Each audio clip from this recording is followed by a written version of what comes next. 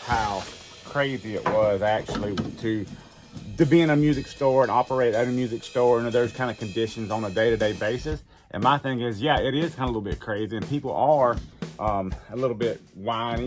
Today at the Atlanta Drum Shop, Michael Outlaw came and he brought a whole bunch of Outlaw drums for us. We got so many in stock, and we have some really special drums for y'all. Y'all need to come check us out. You know, when people come up and a lot of people are playing different drums, well, a lot of times you'll have drum offs kind of start up, and there is a kind of a noise ordinance, especially you can't be too loud on it. A lot of them stores, like at NAM, you know, we got in trouble with being too loud. It's like that in the drum shop, you know, because you got people talking, got people in there trying to buy stuff.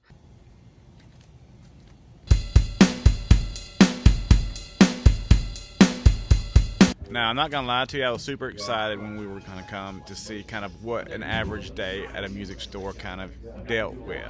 You know, a lot of the things is you don't realize what they've kind of had to endure, and we've got a big understanding now of what Mike actually has to go through in a daily operating a music store.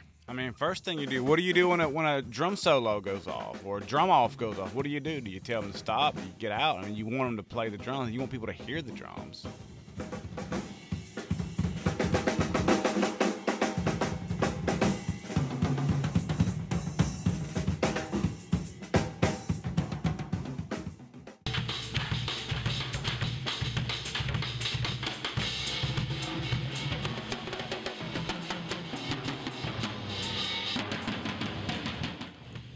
Stay tuned and watch the whole solo at the very end.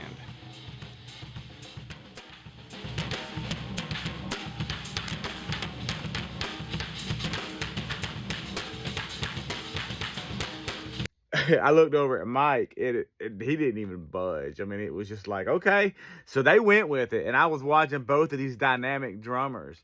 One of them had just kind of a really unique flair. I felt kind of like a boom, boom, boom, chop, kind of like a real reggae kind of style and attack. Man, the other guy, he had just a really aggressive smoothness about him, and it was kind of like Outlaw Drums versus Pearl just for a minute. So it was kind of like,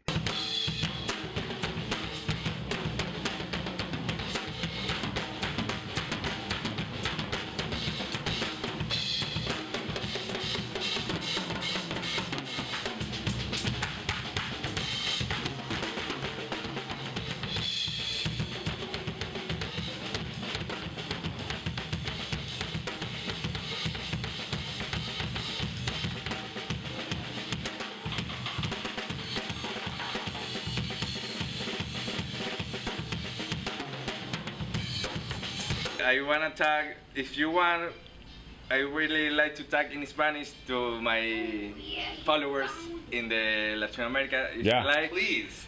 yes. Yes. Yes. Do it. Can you? Yeah.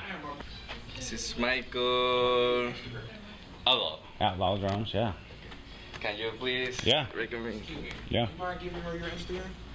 This phone died. Ah, okay. Okay, got it. I worked out in for the day.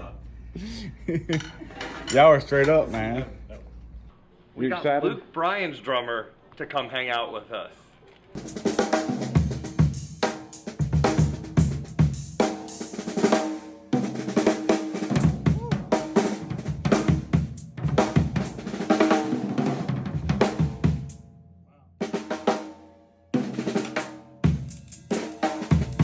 Kent comes by the shop sometimes and checks out some drums, and when I found out that he was playing like right down the street from where the drum shop was, I was like, man, dude, you got to come check out some of these drums that I'm bringing up here.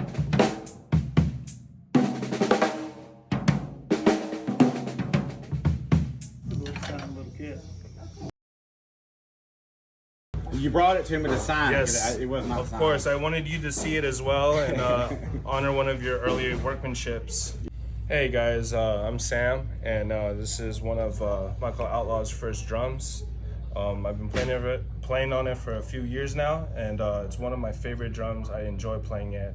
It's just the sound, the response, the workmanship is just unbelievable. Definitely need to check this guy out and his product.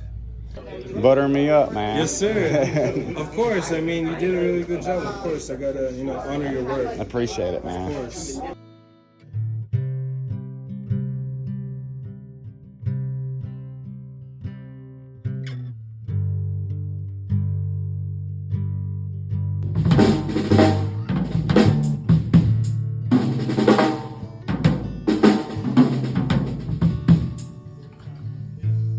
I'm talking like a 5-minute radius.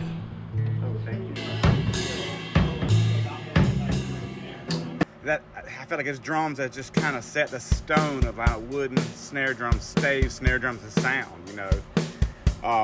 and it's a very lasting impact. I feel like on the drumming community. And when I saw that snare drum sitting there, I just couldn't help but just kind of just like, because I feel like he did shape a lot of things, Oh, Shannon, well, you've travelled halfway around the world. You've played on the Jarrah kit. You know what it sounds like. Yep. This is one of them. To be honest with you, I feel like what got the most attention the whole time is a new sound control series. And it's a composite material. It's not even wood.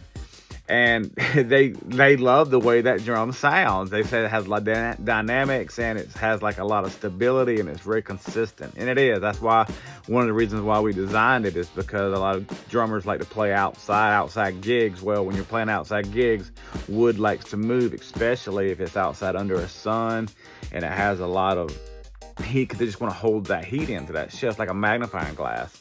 And that clear drum heads just kind of hold that heat in there and cause that drum to move in and out. So this composite material is a very suitable solution for that because it doesn't affect it.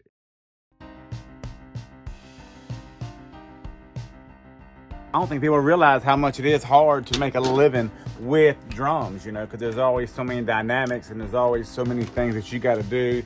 And then needing something right then. I seen Mike witness and him just like gracefully just helping people out. And, you start seeing that and you're just like, man, you know what? Maybe I do need to start kind of supporting local. I mean, most people have no clue how hard it is to run a drum shop and what you have to do to make ends meet. So for guitar players, you really have a guitar shop too inside of a drum shop? Not really.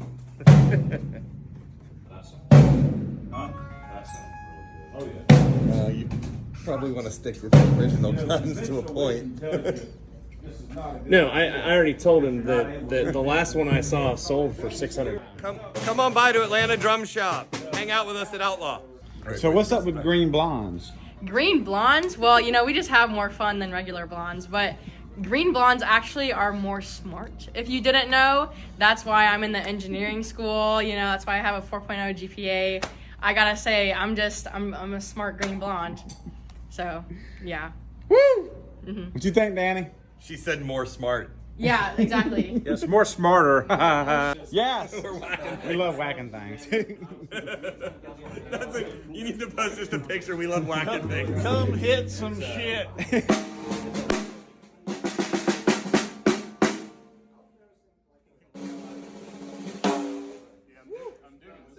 Who you guys are sitting here and I was like, man, it's Wednesday. No, there's been no customers. It was like 1 o'clock. We've been open 3 hours. Maybe I should close on Wednesdays. And he goes, because I'm sitting here and he's sitting right here. And he goes, well, Sonny Emery's in the parking lot about to walk in. And I'm like, what? And sure enough, it's Sonny Emery. And so he walks in, hey, I've been wanting to meet you, talk about a clinic. You're an Atlanta guy. And then it dawned on me that I'm standing in front of Sonny Emery with Sonny Emery on the TV at Drumeo, and I was like, hey, we didn't plan this, but check it out. And he turns, he's like, oh, you saw me in the parking lot. And I was like, no, I swear to God I did. Man, he did. Danny showed out. Danny, he came in there, and Danny's been a huge part of Outlaw Drums for a long time.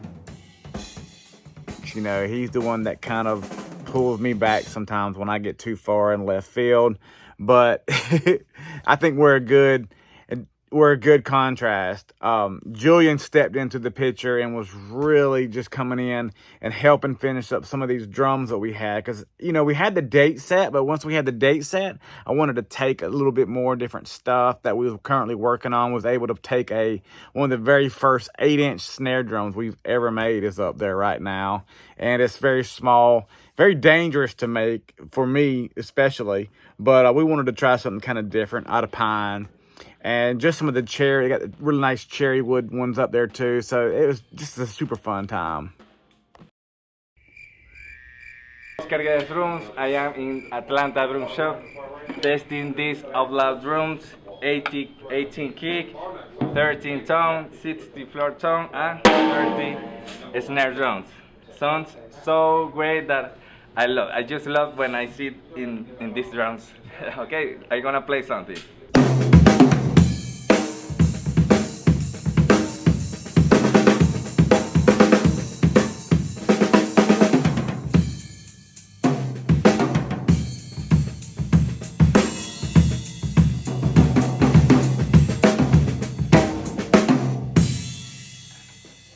Great, man. You're awesome, man. Good.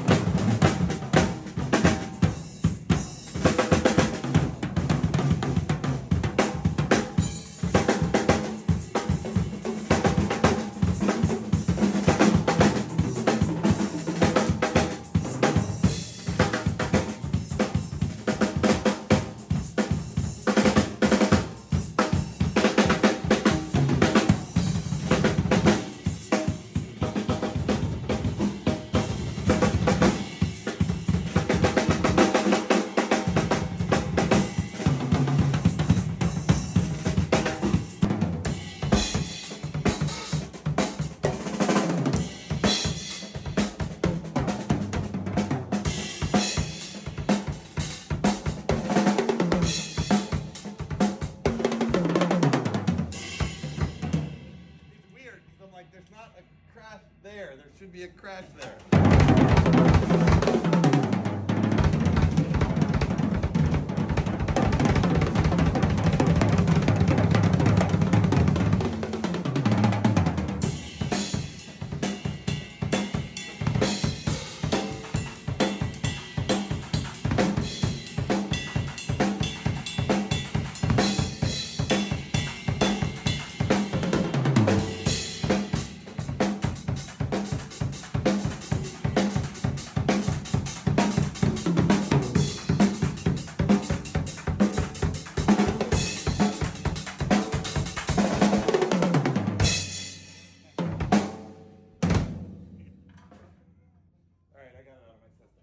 What about smell? Which one smells the best? Milling wise. Probably the cherry. Yeah. Yeah, I got a little hungry, you know. Mom fixed a sandwich and Cherry. I love it. So we got to mill the insides still. So Yes, inside I have- do. I'm not stressing about this right here at all. You know, yeah. This I believe is going to be a piece of cake. You know, the outside of it was fairly easy. I really enjoyed milling